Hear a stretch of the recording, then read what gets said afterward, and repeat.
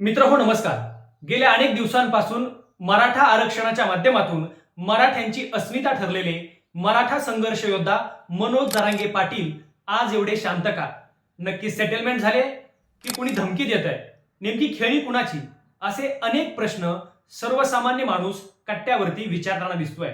परंतु मला असं वाटतं की या पाठीमागची नेमकी भूमिका काय आहे हे आपण या व्हिडिओमध्ये समजून घेणार आहोत. या चॅनलवर जर आपण नवीन असाल तर सडेतोड राजकीय बातम्यांसाठी आणि व्हिडिओसाठी आमचा हा चॅनल नक्की सबस्क्राईब करा.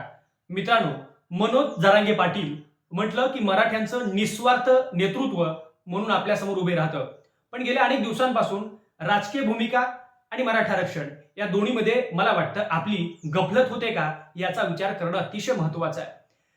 मनोज जरांगे पाटील यांनी उघडपणे देवेंद्र फडणवीस यांच्यावरती जेव्हा टीका केली तेव्हा अनेक प्रकारचं राजकारण होते का अशा शंका गावखेड्यामध्ये उचलल्या गेल्या. पण मला असं वाटतं की यामध्ये कुठल्याही प्रकारचं राजकारण नाही. देवेंद्र फडणवीस यांच्यावर टीका करणं हा आरक्षणाचाच एक भाग होता, त्यामध्ये कुठल्याही प्रकारचं राजकारण नाही हे देखील मनोज जरांगे पाटील यांनी जाहीरपणे सांगितलेलं आहे. राहिली भूमिका लोकसभेच्या निवडणुकीची. गेल्या अनेक दिवसांपासून एका गावामधून 2 उमेदवार द्या आणि एका लोकसभा मतदारसंघातून 1000 उमेदवार उभे करू अशा प्रकारचा विचार मराठा समाजानं मनोज जरांगे पाटील यांच्या समोर मांडला होता.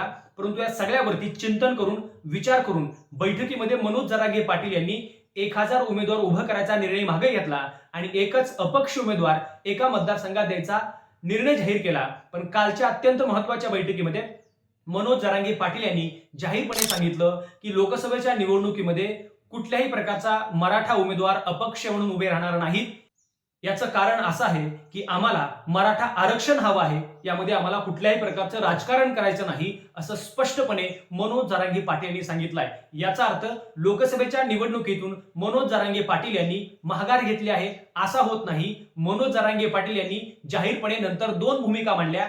एक म्हणजे जे मराठा आरक्षणाला सहकार्य करतील, जे मराठ्यांना आरक्षण मिळावं यासाठी प्रयत्न करतील त्यांना निवडून द्या अशा प्रकारचा सल्ला देखील मनोज जरांगे पाटील यांनी दिलाय. आणि ज्यांनी उघडपणे मराठा आरक्षणाला विरोध केला, ज्यांनी उघडपणे मराठ्यांना ओबीसी मध्ये घ्यायला विरोध केला, ज्यांनी उघडपणे सगळे सोयरे या शब्दाला विरोध केला, अशांना या निवडणुकीमध्ये चितपट करा, अशांना या निवडणुकीमध्ये पाडा अशा प्रकारचा देखील विचार जरांगे पाटील यांनी आपल्यासमोर मांडलेला आहे. मित्रांनो, तरी देखील काही लोक छुप्या प्रकारच्या चर्चा करतात की मनोज जरांगे पाटील यांनी सेटलमेंट केली आहे का, किंवा देवेंद्र फडणवीस यांनी मुख्यमंत्र्यांनी यांनी जी एसआयटी समिती नेमली ह्या एसआयटीला जरांगे पाटील घाबरले का, अशा अनेक प्रकारच्या चर्चा उघडपणे बोलल्या जात आहेत. मला एवढंच सांगायचंय की मनोज जरांगे पाटील हे निस्वार्थी व्यक्तिमत्व आहे आणि एसआयटी सारख्या समितीला ते कधीच घाबरणार नाहीत. ते घाबरणारे असते तर त्यात मागे आले असते.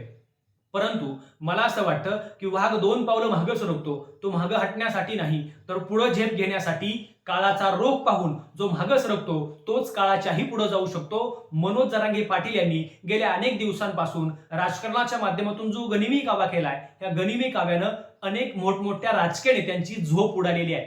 मतदारसंघामध्ये जर मराठा उमेदवार उभं केलं तर नेमकं समीकरण काय असेल, कोण निवडून येईल याबद्दल शंका कुशंका विचारल्या जात आहेत. परंतु येणाऱ्या काळामध्ये किंग मेकर मात्र मराठेच असतील. कुणाला निवडून द्यायचं यापेक्षा कुणाला पाडायचं हे मात्र मराठेच खऱ्या अर्थानं ठरवतील. येणाऱ्या काळामध्ये लोकसभेच्या निवडणुकीमध्ये वेगवेगळी गणितं आखली जातील, पण या सगळ्यांचा किंग मेकर मास्टर माइंड मात्र मराठा समाज असेल हे मात्र नक्की आहे.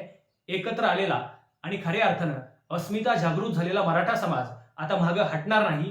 तो आपला उमेदवार देणार नाही, परंतु आपल्या बाजूने सक्षमपणे उभे राहणारा उमेदवार मात्र ते नक्कीच निवडून देतील अशा प्रकारचा विचार जरांगे पाटील यांनी समाजासमोर मांडलेला आहे. यामध्ये कुठल्याही प्रकारची सेटलमेंट नाही. धमकीला घाबरणारे मराठे नाहीत, कारण आमच्या रक्तात छत्रपती शिवरायांचं रक्त आहे. हे रक्त नेहमी सळसळत राहील. येणाऱ्या काळामध्ये मनोज जरांगे पाटील जो निर्णय घेतील तो आम्हा सगळ्यांना मान्य आहे अशा प्रकारचा विचार मराठा समाजानं देखील जरांगे पाटील यांच्या समोर मांडलेला आहे. धन्यवाद.